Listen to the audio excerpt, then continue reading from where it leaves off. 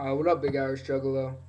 Okay, so there were a couple points, or at least one point, where you hit the nail on the head when you said that, and I don't know if you intended to, but what you said was that faith isn't just faith in God. You can have faith in yourself, faith in others, faith in your abilities.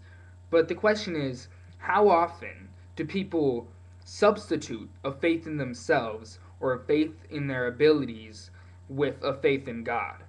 For example, people might not automatically believe in themselves. They might have a poor view of themselves. And this is very common in humans, is to have a poor view of yourself, and not to believe in, your own abilities, as a human.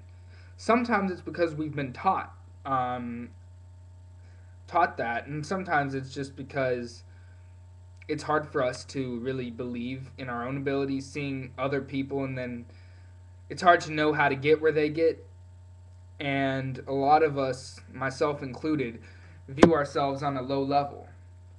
And I can tell you something, it was a lot easier for me to have faith in a God than to have faith in my own abilities, in my own actions, my own morality, because of internal struggles that we all have. We always want to have someone with us, someone guiding us, someone protecting us, because we don't believe that we ourselves can take on ourselves. We believe that this is too much for us. We let ourselves believe it's too much for us. These internal struggles, these external struggles, any of it. We let ourselves believe it's too much for us. So, where do we get our strength? We go to God for strength that we already had the whole time. We go to a God and attempt to get some sort of divine intervention in our own struggles, because we don't believe that we ourselves can take something on. We think that everything's too big for us to take on, so we give it to a God. Because we believe in this God will help us. But all it really is us helping ourselves through the internal struggle. That is not what I'm referring to as to, um, shoot, as to your talking about faith, or your faith, because that's a whole other situation. That Yeah, that's a whole other situation there. Yeah, sorry, I was checking a text. That's a whole other situation, from an internal struggle onto an external experience that would make you have faith in a God. But with all due respect to you and your experience, because I don't know how hard that was for you to share, or if that was something that very close to you or whatever. First of all, thank you for sharing that. But I guess here are some of my questions regarding that experience. Was okay? Let's assume it was a God. Why did God kill the drunk drivers? Why did God have you get scarred up? Why did He only sort of protect you? Why did He let you get hit by a lot of it? Why did He let you get hit by the drunk drivers in the first place? Um, so, like, I understand how that could make you think, oh, yeah, well, we were protected. But if you want to think that, that's fine. But there are other ways to think of it, and that in itself could not prove a God. That in itself could not prove God to anyone. Maybe it's comforting to think that a God would protect you in such a situation. Maybe it's comforting to think that your protection was from God, and that there was no luck involved whatsoever, and there's no such thing as circumstance.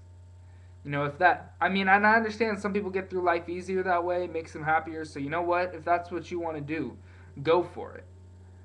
But that's not in and of itself going to prove a God. For example, if a Christian were gunned down by an atheist and was, killed, would that prove that there's no God? No, of course not. The atheist just decided to be a terrible person, and, was messed up probably in the head, and decided to gun down a Christian. There's no external power to it.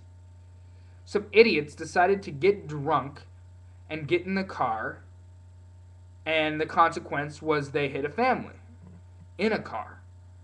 And luckily, the family didn't die, but were severely hurt, and he did die.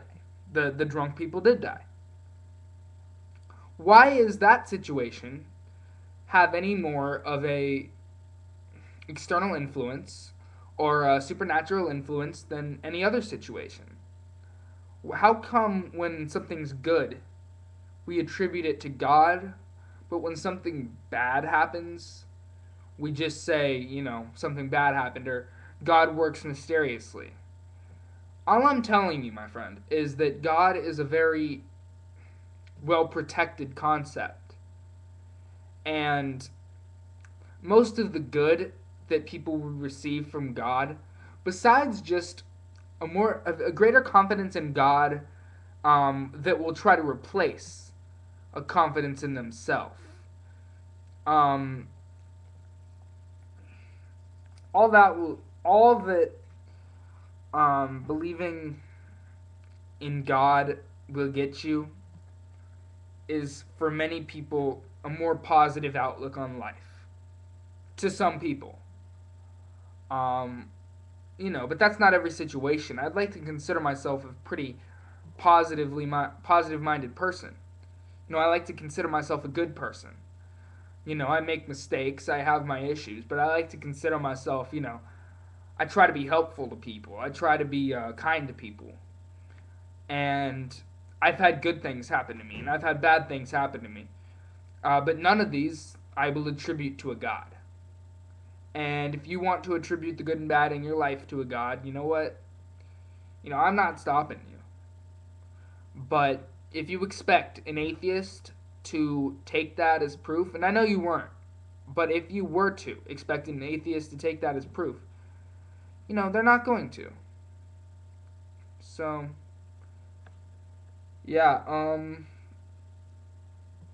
just wanted to touch on that.